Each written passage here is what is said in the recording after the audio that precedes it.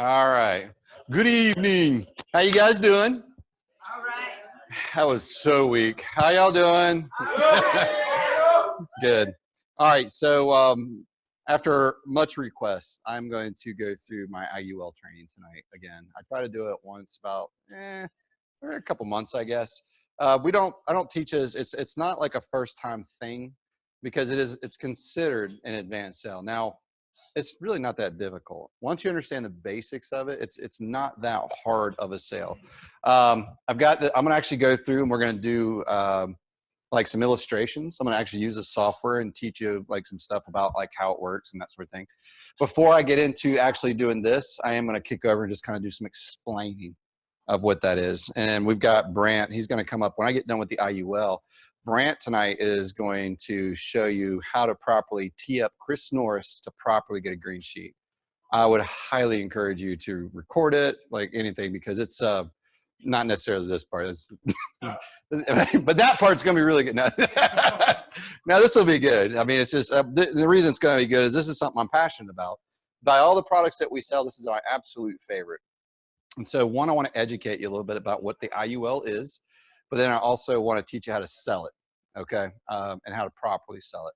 So, all right, so first of all, what in the heck is an IUL? All right, it stands for Index Universal Life. That's literally just what it means. Hey, I'm going to go first. And then I'll tease you up for, like, you're welcome. I was here when we kicked off, so I got it. I'm going to do it. Oh, absolutely. All right, so what is it? Well, it is, so first of all, life, that should give you a clue. It's a life insurance policy more than is anything else, right? And so there is part of the U.S. tax code. If you get real bored, you can go to Google tax code 7702. And so that defines the IUL and what it's capable of. Now, the reason it's defined in the IRS tax code, it's like, why is an insurance policy defined in the U.S. tax code? Good question. Thank you. All right. So the reason is because it's tax-free. You're going to be able to grow it tax-free over time. There's 3 vehicles in the United States today that allow you to grow tax-free. One is called the Roth IRA. One is called the U.S. savings bonds. And finally, the last and only is the IUL. What does he call it? So we're gonna categorize that in bonds in general. Okay, so bonds they have a tax-free nature. Now each one of these have a characteristic. The Roth IRA, very good. One of the challenges, people can only put up to $6,000. Don't ask. It may be 12. Bob, you may know. I'm not exactly sure because I don't sell them. But it has a cap. I know as an individual, the max you're able to put into it on a yearly. What is it? 5,600. So I guess I was rounding. So we'll just call it 6. But the point is, it has a limit. Something else is you cannot take, when you put money into this vehicle, you can't take it out before 59.5 without penalty. And then when you do take it out, you will be taking the money out, the capital gains and all, tax-free. So it is a good vehicle. It's a true tax-free nature versus something like just a traditional IRA. And you don't have to learn so much of this because we don't sell them, but a traditional IRA, still same restrictions, 59.5, doesn't have the same caps as the Roth, but once you take it out, you're going to also pay income tax on it as well. All right, the municipal bonds, U.S. savings bonds, things like that, solid, not super high yield. You know, they're steady. You know, it's based on the U.S. government and the stability of our country, so they're not going anywhere. But you're not going to get like high return on it. But when you cash it out, or you cash your savings bonds in, it's tax free. Like whatever the growth is, it's yours and yours to keep. So these are great, except they have some limitations. The one that we sell and offer, and maybe I am biased, there's so many upswings to this. In fact, one of the things that I do, and so I'm going to kind of touch a little bit on, this is a little bit how you can sell these things. And so if I were to ask, oh, hey, Haley, if I were to ask Mary, if I was sitting down with Mary and Bob, and I say, Mary, would you describe to me if you were to start, saving money towards a retirement account? Like at this point in the conversation, we've already established she probably wants to start putting money away towards like some kind of a savings. And so can you describe to me, just give me a couple characteristics that you would be, if you're putting your money into something, what are some characteristics it should have to make you happy? And there's not going to be a wrong answer here. So just throw out whatever you want. All right, so I would put, and so this would be a real conversation, right? So I would write down on a piece of paper, okay, growth. What else? What else should it be? So safety, yeah. So no loss. That's important to you. Okay. Anything else? So liquidity.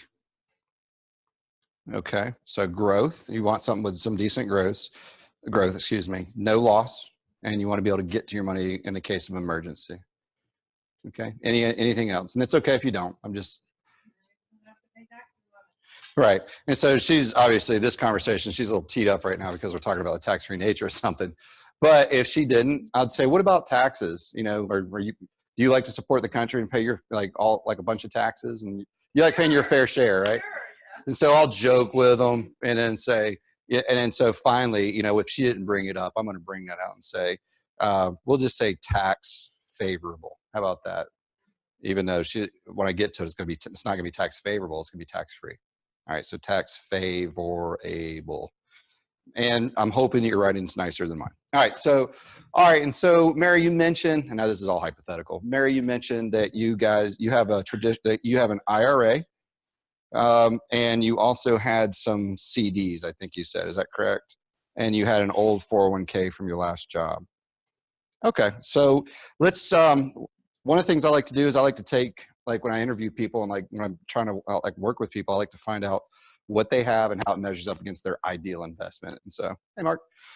And so in your IRA, how are the gains? You've been doing pretty good with your IRA? So we'll give this one, so we'll give it like kind of a, we'll say a 5 out of 10. Is it loss proof? If the market drops, do you lose money?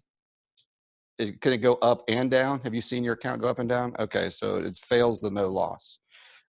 Liquidity in your IRA, are you able to get it anytime you want without penalty? All right, so it fails the liquidity test. And when you would take your money out after 59 and a half, I think that's what most of them are.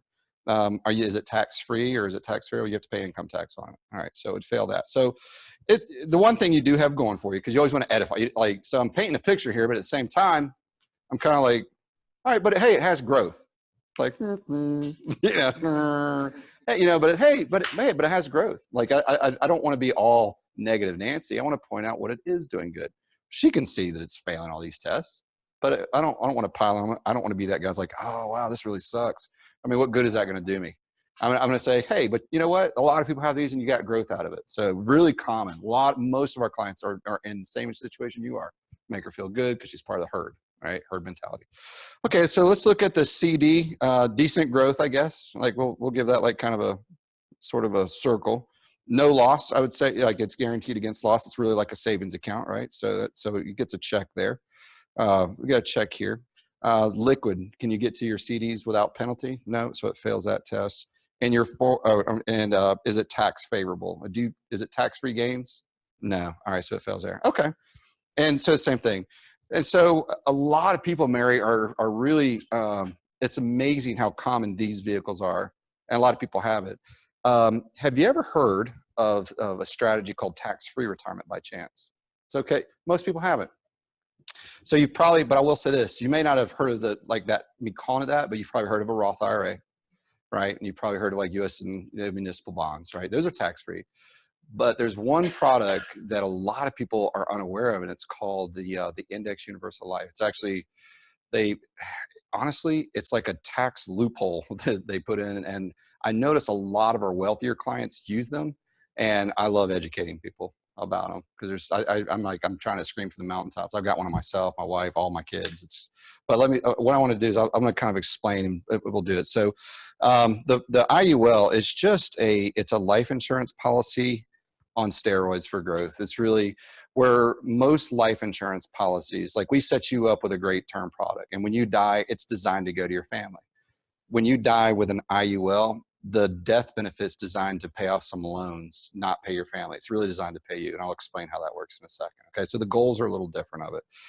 So the Index Universal Life, the way it works is when the stock market goes, so first of all, when the stock market goes up, the IUL goes up, but not quite as much. Okay, here's the magic of the IUL. You remember 2001? stock market's lost like 33%. I mean, it was a crazy time. You probably remember the 9/11 tragedy and all that stuff. And so what's crazy about that, if your money had been invested into like a 401k or a traditional IRA, because it's tied directly to the stock market, you would have lost 43% of your portfolio, and a lot of people did. You may know some people lost some money during that time. It's scary.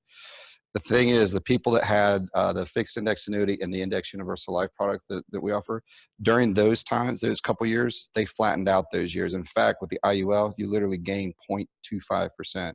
So even while the rest of the country is losing money, you're slowly gaining money during those downtimes. Now, that by itself seems exciting, but here's the part that's really, really magic. When the stock market starts recovering down here, even though you're not getting all the gains, remember this, you start recovering right here. And so every time the stock market drops, you flatten. And every time the stock market starts recovering, you pick up where you left off. And so over about, we find that people that have at least about 15 years to kind of put their money towards something, the compounding interest in these and the zero loss strategy, it outperforms the stock market almost every single time. And so that's kind of that's the basics of what an IUL is.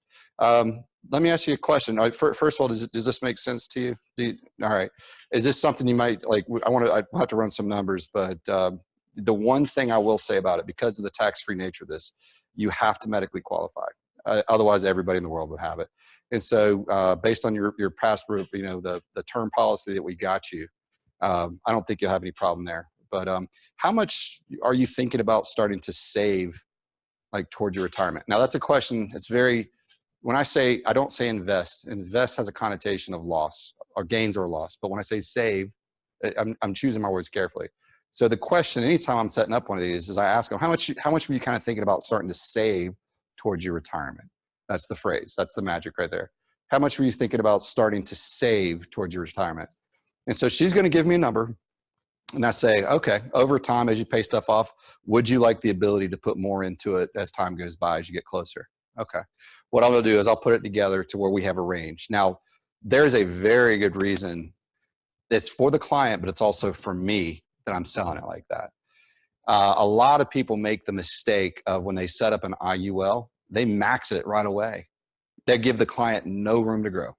They're like, so it kind of stunt, like I always like to give them a window. So like so she said like 300. All right, what I'll do is I'm going to start at 300, but I'm going to give you the ability over time, if you'd like, to ramp up to maybe $600 a month. And then it's flexible, so you can kind of increase or decrease it. But the more you put into it, but that way I'm going to leave you. You can 100%, you can come back down. That's why I like to set it up, like to give you some room to throw more at it. Now so I really believe in doing a win-win scenario. And the reason I do that is we get paid on target. So I'm going to set up her bottom number as the target. Like I'm going to adjust the face amount to whatever her number is to start with.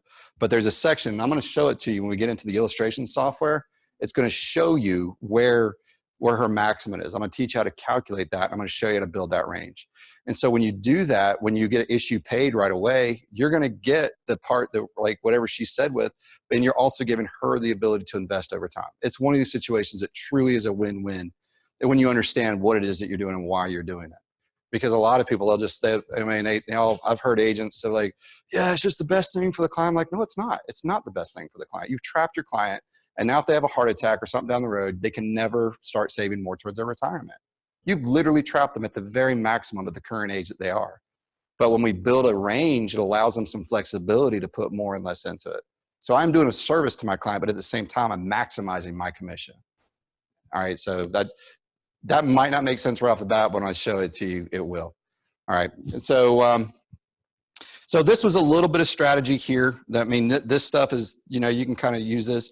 Something else that I was talking about, a mistake I made early in my career was that I would come in and I would replace people's term policies with an IUL. That's a mistake. A term policy has a different job than an IUL. Yes, there's a death benefit that comes along with it. But when you set them up right, the death benefit, and this is something I explained to the client as I progressed with the presentation, the reason you're able to take this retirement tax-free is you're going to take loans out against the policy. Mary, you're never going to withdraw from here. If you withdraw, you're going to get hit with all kind of tax bills. So I'm going to set this up and I'm going to put some guardrails in place that'll prevent you from taking too much. But you always want to leave this policy in force, because as long as it's in force, even if you take $1 million out, when you die, in other words, if you've taken out $1 million, it's kind of 1.5 in it, it's going to, the primary job of all of that, the death benefit, is to pay off all those loans, because loans aren't taxable and the life insurance is tax-free. So it is the loophole in the system. All right, Bob, do you have a question real quick? One thing that would sell me on it is the government doesn't have to pay. Heck no. Like the raw. Yeah. Even though it's the same as far as it can grow, you know, you can get it tax-free. The government has it. I mean, what are they going to do? They might start pulling for their money. Good God, the trend continue. Well, yeah. I don't want to get political. I think we're okay right now, but yeah, in the future, we don't know what's going to happen, and they could. Yes, sir, David. When you add money. Say it again. When you add money. When you add money. Yes, sir. Add the year you obtain age or age. Once you qualify for it, you stay at that age, like that you lock in. It's 29 forever. It is. The rate is 29 forever. So remember that range, and you'll see it here in a second. It'll make a little bit more sense to you. But yeah, if you put more in 10 years down the road, the base rate is still $29 or like whatever it is. Yeah, because once you get it, your health secures the price for life. You're locking in 100%. Good questions, both. Very good. All right. Let's see what else before we transition. All right, let me explain what an IUL is to you. Technically, this is not something you necessarily share with a client. I like to educate you so you kind of know what's going on behind the scenes, because it might help you sort of understand it. At the end of the day, well, I'll just do it here. At the end of the day, an IUL is nothing more than a 1-year renewable term glued together with an annuity. It's a fixed indexed annuity. Has all the characteristics that can't lose money, it ratchets up, that sort of thing. So why is this important? Well, the way it works, your client is going to put, like, let's just say $100 a month to their IUL. Let's just say we're just gonna use it because it's easy math. And so what happens is over time, you got first year the IUL, second year, ... 10th year, ... 15th year, ... 30 year. Over time, it's a 1-year renewable term. Does insurance get cheaper or more expensive as you get older? More expensive. So, right, and so here's the deal. Let's just say this is $100,000. Let me get a different color here. $100,000 face amount. So that face amount, the insurance itself, we're going to say cost when you're younger. Let's just say it's only $30. $30 a month for $100,000. We're selling to a 20-year-old. Okay. It doesn't really matter. So if you're paying 100 now and the insurance is only 30, where's the other 70 go? Right here. So, times 12 a year. Now, over time, the policy is going to be worth, at some point, it's going to cost, the insurance is going to be $50 a month. So the annuity now is only getting $50 equal. And later on down the road, it's going to be 75 and 25. And eventually, it's going to be $110. And so we're actually taking money out of the annuity side. So here's the magic. Remember I said it takes about 15 years for these things to really get going. When set up properly, and our software is going to pretty much restrict us to where we will set it up properly, that's going to have so much compounding interest. These things are not like a life or a savings account is like 0.9%, right? You can get some CDs at 5%. Like we show conservatively 7%, 7.64, I think it is right now. You'll see it. Is that what it is? I'm averaging, I think last year we got like 13%. You don't get those types of reserves or like returns on average. So like so we're going to estimate conservatively, but our IULs are doing pretty good. Like, and so it builds up. And so my point is this is truly to your point a second ago, Mary, this is a flexible premium. So her question was like, say she was putting 30 in at some point, if she put, or 300 in, at one point she wanted to put 600 in, could she return to 300? Yes. All index universal lives are known as a flexible premium policy. It's a term in the industry. It's flexible premium. It means that she has the ability not to pay as much. And anytime that she If she ever shortchanges this, she needs to take a month off, something happens, business upset something, she can rely on this and the interest that's gained in here to pay her policy for her during her downtimes. And then she can ramp back up after. She never has to pay it back if she was. But at the very end, and you'll see this, it'll be more clear when I do the illustration, she'll be able to take out hundreds of thousands of dollars, and we're gonna strategically set it up. And I'm gonna teach you a way to sell it too, because you can do some really fancy things in here. My big advice is keep it real simple. Show people, really show them what's possible, and let their own imaginations do it.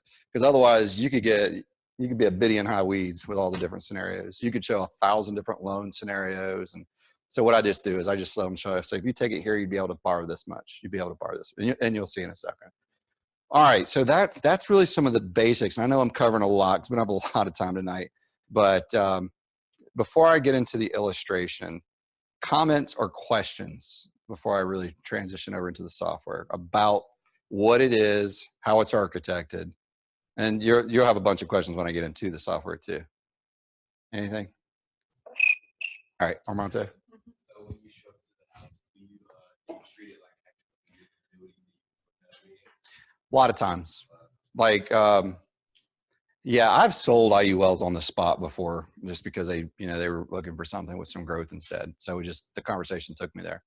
But a lot of it comes out of, like one time I was doing a green sheet and Chris Norris actually was like, hey, if they want an annuity, this would be a good annuity, but the guy was healthy. And so I just started asking some, so I set up another appointment. I went back for the annuity and I actually flipped it over to an IUL because it just fit better in that scenario. So a lot of times that green sheet that Brandt's going to help us tee up here in a few minutes, it really will lead us to like that second sale. We actually call this a second sale. So it's generally designed to be, and I will say when you position it right, again, let me start a new whiteboard real quick. At the end, the loan, like for term life, and I will say this, even a smart UL, like a regular universal life, a smart UL is not an IUL. It's simply a UL. It acts like a whole life policy. Yes, it has some modest gains, but it's really designed just to be permanent. It's really probably going to go to the family. I have homes where I've got a smart UL in place and an IUL because their functions are different. A smart UL and a term are designed to pay the family.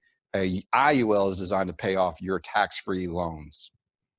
And so that we're not trying to get anybody rich except the client on an IUL. All right. All right, let me kick over. Yes, sir. Yeah, go ahead, Bob. So if you wrote somebody a term policy, just say 400, and then you're going to do them an IUL, and they can put in X number, say they can put in $500 a month. The death benefits comes out to say 600,000. Okay. Like that.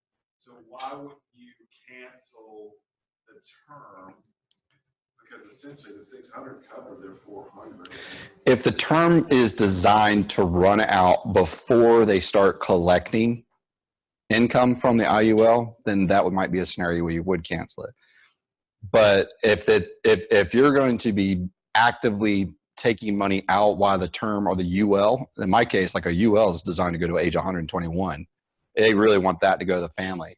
Like they want that to go to their son and daughter, but the IUL money is designed for them to borrow against and have it paid off. So it depends. There could be scenarios like you just said that, yeah, it is appropriate. The biggest one is like if the term runs out at age 64 and they don't plan on taking it until age 64, yeah, get rid of the term if you want, because if they die in the meanwhile, it goes to them and we're good.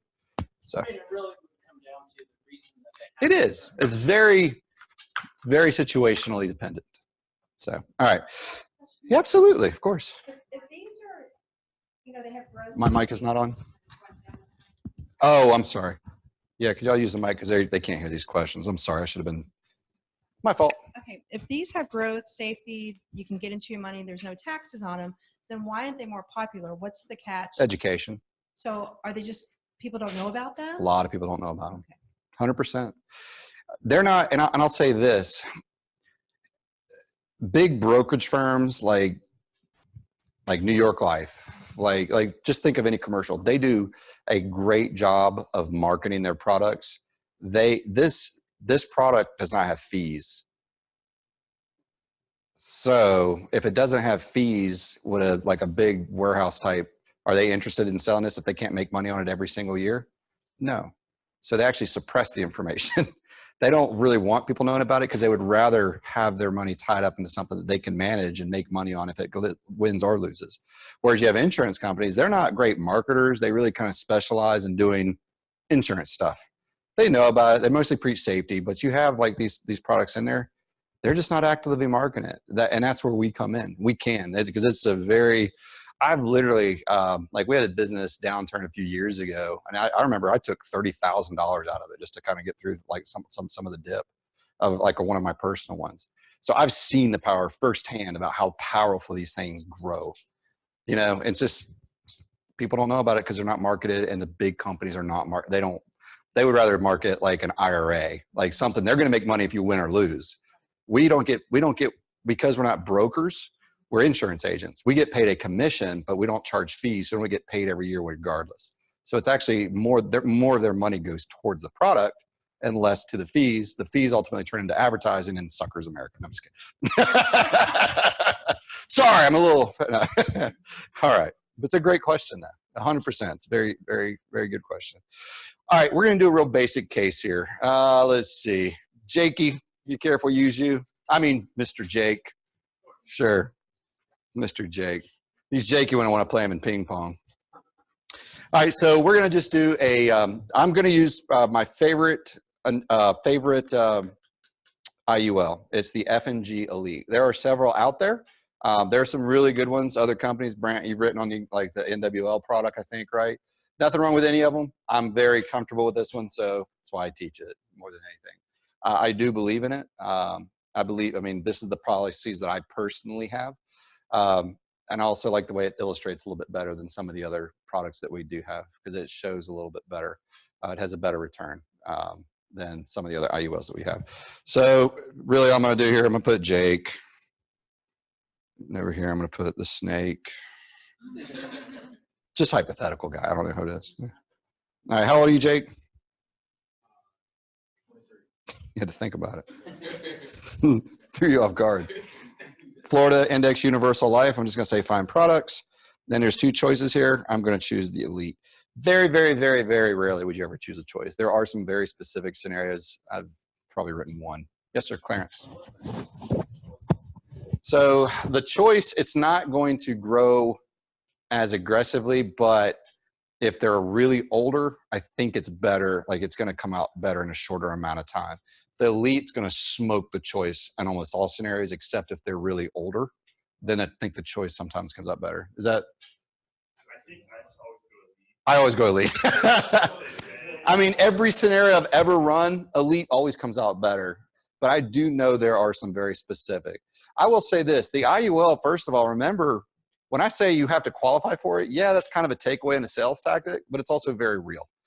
There are people that are not going to be able to get this product if they're not healthy, if they're too old, or if they're healthy but older, it might not make sense because it needs 15 years.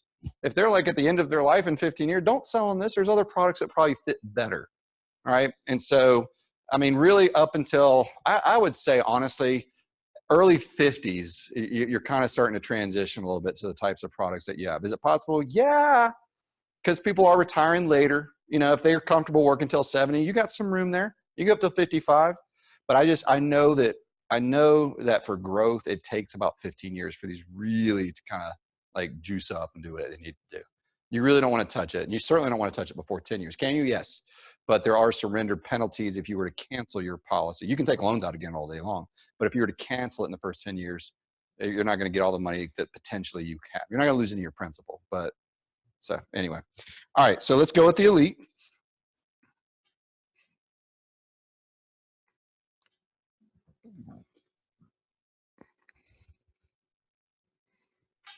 All right, and somebody's going to have to get a calculator. All right, great. All right, so we got a 23-year-old non-smoking male. You don't smoke? Okay. IULs are interesting.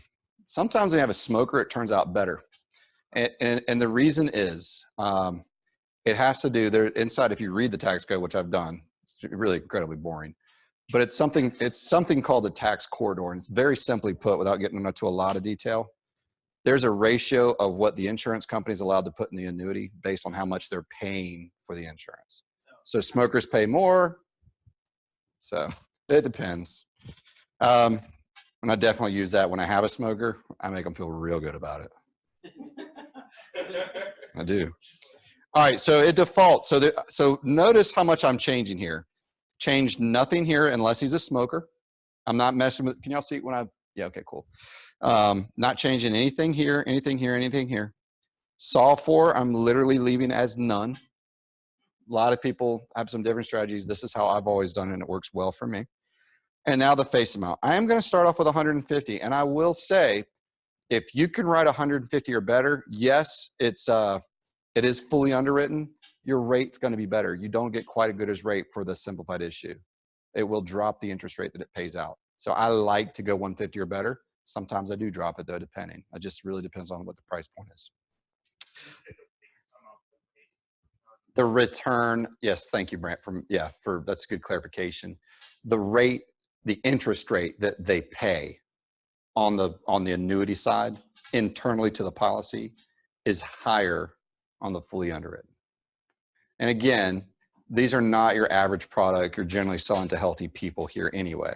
Yep, Chris. When you're talking about the annuity side, you're talking about the cash value built up. It is. That's what I'm referring to. Like there's like, remember that T chart? You got two sides to it. You got your 1 year renewable term. That's the cost of the insurance, and you've also got portion of it going to the annuity. And this is the part that's really, this is what we're banking on. Yeah, exactly. No, you're good. You're good. You're good.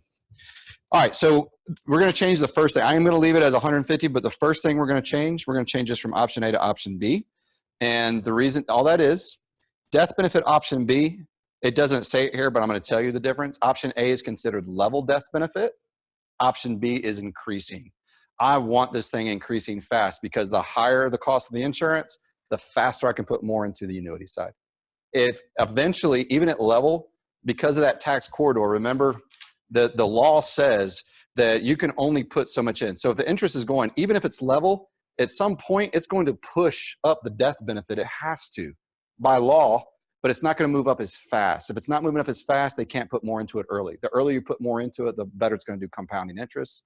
So if we do it increasing from the very beginning, we can put more into the annuity side of it. It's all automatic. You don't have to worry about it, but what you have to worry about is selecting option B, but that's why. You want this thing increasing. It sounds weird, but you want the cost to increase as fast as possible. Because the faster the cost increases, excuse me, blowing bubbles up here. The faster the cost increases, the faster that they can really get that annuity compounding with all its potential. All right, so all we did is we changed option A to option B, and the only other thing I'm really changing is I'm going from annual to monthly. And at first, I'm leaving in target and guideline, not touching a thing. So we've touched two things on here. Remember, I like to keep it really simple. All right, so and if you look down here, here's some of the interest rates, the illustration rate. It's, right now it's going to show S&P 100% participation. It's paying 7.98%. I'm fine with that. This illustration. At one point during the app, you're going to have to allocate these. I usually split it between like monthly point to point and an annual point to point. So don't worry about that right now. I can explain offline, but they're just different. They're called crediting strategies. It's really not a big deal. It has to do with how often they take a measurement of the stock market, whether it's monthly to credit you or if it's yearly. If it's monthly, it's a lower amount that's possible, as a smaller cap on it. If it's yearly, it's a bigger. Was using 25% for each category, how many value? We found that over about 20 years, it honestly doesn't matter what you choose because they all sort of pan out. It's just because the ebbs and flow in the stock market. But I usually, just to make them feel, I do half of it into a monthly point-to-point evaluation. Then I do 50% into a yearly. That's it. So for the illustration, though, I am just going to leave it for simplicity's sake, 100% here. Again, I didn't touch anything. The only thing I've touched, and this is important because this will take the sting out of trying to understand this if you know you're not really changing a lot. All right, so we're in here. I've literally changed my death benefit option and I've changed my payment mode. That's it. And right now, we're going to take a picture. And the way we're going to take that picture is we're going to say view and print. Illustration, it's going to open up.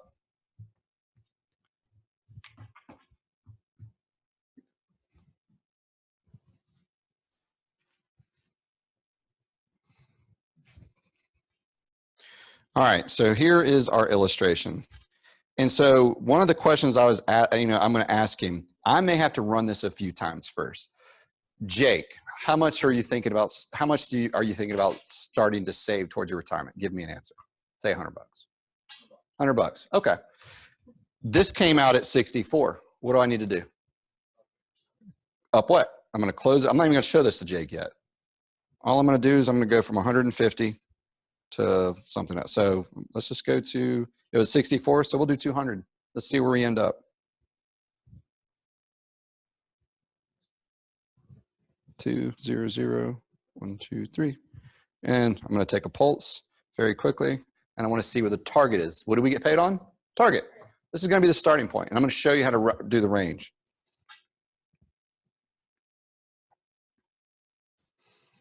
All right, so now, the other thing is, this is always done, like I don't really download the software anymore. I always do it on the web. You can do this on your phone if you really wanted to. The servers do all the hard lifting, which is, I think it's good. So we're at 86. I'm thinking 250 is going to be our magic number for you. Now, in order to get a $250,000 policy, he has to be making at least $25,000 a year. I don't know if you know that or not. There's a rule of thumb in insurance that if he makes $40,000 a year, he is eligible to get $400,000. You're set. You could multiply it times 10, and that's generally, from a financial perspective, what insurance companies are going to allow. It's pretty conservative. That's for any type of policy? Yeah, it's a rule of thumb. Like to Brant's point, they'll stretch it.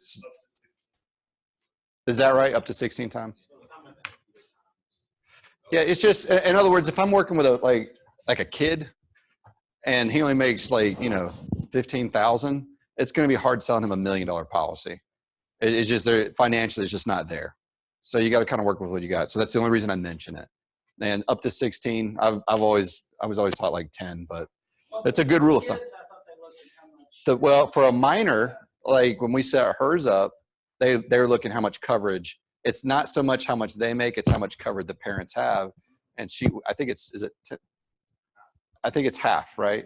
So if I wanted to set my daughter up on 150,000, I have to have 300,000, or Courtney and I combined. Brad? They don't even care. There you go. So these are some of the little nuances. I don't want to get caught in the weeds on all these little things, but there's some little stuff that you kind of pick up over time. I don't want to distract away from like the real basics of how to set the sucker up. So again, we're saying Jake makes enough money, and I think around $100 is going to be about $250,000. Again, we get paid for the life insurance part of it. So if we're increasing that, we're increasing the cost. And so let's take one more look. We're going to be right at 100. And so very simply, target premium, that's the starting point for any IUL I set up. It's going to give them a range that they can increase what they put into it over time. It's also going to pay me at the maximum amount possible for when I set it up initially. And so now, I was going to say 106. I'm going to say, okay, so 250, 107, is that comfortable, Jake? He's going to say yes, just about whatever. I mean, if it's around where he said, because he was kind of, all right. And so now we've got our starting point, 250,000. So check this out. We have to do some math. There's two numbers down here. You see these guys right here? We've got the guideline level premium is 4,008, and then we got the guideline single premium. There's two big numbers at the bottom. It's always the top one. It's always the least of the two. So what am I saying here? There's two numbers that we have to use one of these in a calculation. It's always the smaller of the two. It's always the top one too. It's literally, if you want to memorize it, we always use the guideline level premium, $4,801. So somebody take 4,800, I don't even care about the one, and divide it by 12 for me. So yeah, I guess it would be, right? Yeah, 48 divided by 12. Ooh. How did you do that? It's amazing. You're like a savant. All right, so on a piece of paper, I know that my range is 107 to $400. So now that I know my ranges, I'm gonna say, Jake, what I'm gonna do, I'm gonna set this up to where we're gonna start off pretty conservative. You know, it's only like really you're comfortable at 100. I'm going to build it so over time you can contribute up to $400 a month, and as you pay stuff off and you start making more money. Okay, so how do we do that? Right here. So you're leaving it at 250,000. You dang right I am. But now I know my numbers. My numbers are 107 to 400, which is it's imperative for what I'm getting ready to do next. Because now I am changing something on the front. Now that I've gone and run Target and seen this scenario, the whole point of me going to Target, I was trying to find my sweet spot, what he wants to start off with and where that target equaled that. That's all I've done. So now I'm going to come down here. I'm going to switch this from target to specified. It's going to pop open a box. And it defaults to 0. I know it's 107. So I'm just going to keep it real simple. People like these types of things. I'm going to come in here and I'm going to say 100. Can he pay? Yeah, sure. We're going to increase it anyway. So $100 a month. Or you know what? For y'all's sake, let's just go 110. It doesn't, because it does all the math. It doesn't have to be. So I'm just going to start off, because we can contribute up to, you'll get paid on 107. You're not going to get paid on 110. You get paid on 107. So just make it at least that. So let's just do 110, but not too much more. Notice as soon as I change the first one, notice all of these change. The reason all of them are changing, because I have all selected. So in the first 3 years, I'm going to keep it at 110. In the third year, I'm going to kick it up to, we'll say $200 a month.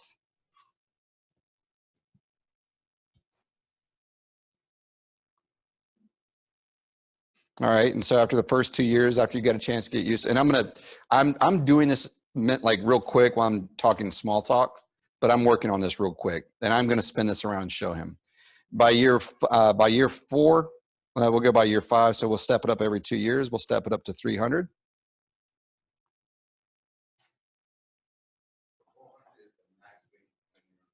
Technically, by this point, it would probably be over, but to keep it real, because the policy is increasing. And then by year 7, we're going to max this sucker out. Now, Jake's young, so this is going to work out fantastic. What it's going to show, so, and I'm going to show him this too. So, Jake, what I'm going to do, and this is an illustration, and I always say this. The only thing I can promise you, Jake, is these numbers that I'm getting ready, the estimates are going to be wrong, because we don't have a perfect, we don't have a crystal ball. But these are pretty conservative, and if we follow this strategy, the results will be pretty close to this, okay? If the stock market does better, it's gonna be better. If it does worse, it's gonna be worse. But this is a pretty good rough estimate, okay? And so the way I'm structuring it for you is I'm showing you if we go for 2 years, we keep it right at the starting point, and then I'm showing it like for another, like you get used to that and you start, you save up some money, you make arrangements. In 2 years, you raise it to 200. And then for another 2 years, you do 300, then max it out. Like the government's only gonna let you put 400 in. And I'm using that terminology on purpose. The government's only gonna let you put in. Like it's sort of a, I mean, it's like a takeaway, I guess, a little bit. All right, and so I say, okay, cool, let's see what that looks like. Now this is where they go crazy. And I say, let's see how that performs if we follow that strategy. And I click the button. And so, when do you? Did you change that again? It's yeah, I'll show you. I'll repoint to it for you, because I know that I mean it's a little tricky part. Now that we've done this specified. I'm going to zoom on past all this. This didn't change at all. We've already used this as a calculation. That's all we used it for. But I'm kind of just scrolling all the way down to what's called the tabular detail. Aha. And so, Jake, what are you thinking about retiring? Would you like to retire by, like, say, 70 earlier? You tell me. Yeah. All right, well, let's look at here. So here's the deal. If you follow this by age 63, all right, so 40 years into this, at age 63, before most people retire, you're going to have $822,000 cash that you can borrow against. You could take out what I'd recommend. If you were to take, you could take out 100,000 here, and then you could wait a couple of years and take out another 100. Or if you want to kick off your retirement and take 500 out, the way this works, and Jake, really the most important thing I want to cover with you tonight, so you have a full understanding of this. You always take loans out against this. If the insurance, when you get ready, you call me if you forget. But you're always going to take loans. You're never going to withdraw, because if you withdraw, you basically move the money that it has the ability to earn. When you take a loan out against 100,000, if you take a $30,000 loan, there's still 100,000 in there gaining capital. Right. You don't. So you never withdraw it. Does that make sense? Okay. And also, if you withdraw, you also have to pay taxes on it. When you take a loan, you don't. So lots of reasons not to, but remember loan, remember loan, remember loan. And then, so let's say by 74, if you didn't touch it, if you delayed your retirement, you're going to have, and I like to, so you're going to have about your your cash value is going to be about 1.9 million. And if you were to take out a cool $1 million, the policy is worth 2.2 million. So you're going to take out $1 million at age 74. If you never took anything else when you die, the policy will pay off that loan, and the other $1 million will go to your family. And this is a very real scenario. And if he starts putting $100 in, he probably should sell himself one tomorrow. Yeah. So at that point, by age 73, he's put in $225,000 of total premiums following the schedule. And that's what this number is here. See this bold number? Every year, by the time he's doing $400 a month, it's $4,800 a year. By 50 years into it, age 73, he'll put $225,000 into it, but his cash value is now worth $1.8 million. You're not going to get a return like this anywhere else, especially on the tax-free side. These are very, very powerful financial tools. I think it's the best thing on the market today.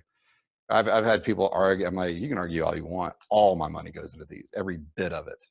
The only thing my money goes into is my business and these. That's it. Just because there's nothing that touches them. Yes, sir. How do you get paid? So you're going to get paid on target. So in this case, in Jake's case, remember we adjusted that 250.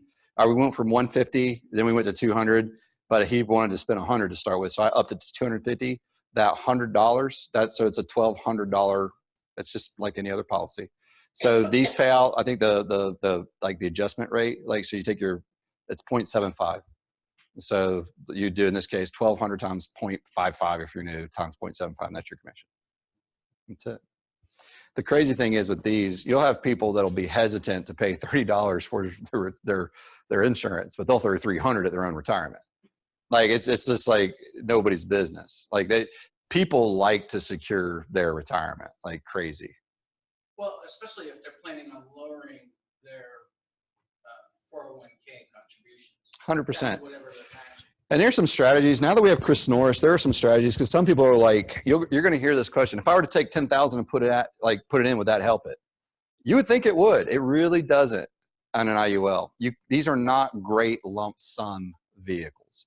What you'd rather do, because of the law, the way it works, you have to pay on these at least 7 years. It's called a 7-pay test. So if somebody did have $10,000, you could take that $10,000. Chris Norris could put it into an escrow account that pays the policy for them over the course of 7 years. They don't have any payments, but they've established a nice little bedrock that's going to grow over time. So that's a strategy that Chris can help us with. So there's some neat tricks now that we have BAM on our side that we really can do some really cool things with it. Okay. What other questions do you guys have? I covered a lot. Let me show you the specified thing again. Yeah. Yeah. Mark's like, remember that part you said you were going to do? Could you do that? not asking too much, am I? That's it. So initially we did target to find out what the base was. That's our bottom. And then we looked inside that narrative summary for the 4,800. That's our max. Divide that by 12 because it always shows that under annual. And that gives you your range. And then when you do specified, try to do it over the course of about 5 years. Take them from where they're at now. Get them up to that max as soon as you can. Get their buy-in on it. Show it to them. Do they have to do that? No. If it takes them 6 years, that's fine. But the sooner they can follow that path, the better, because we want to get them to max over time.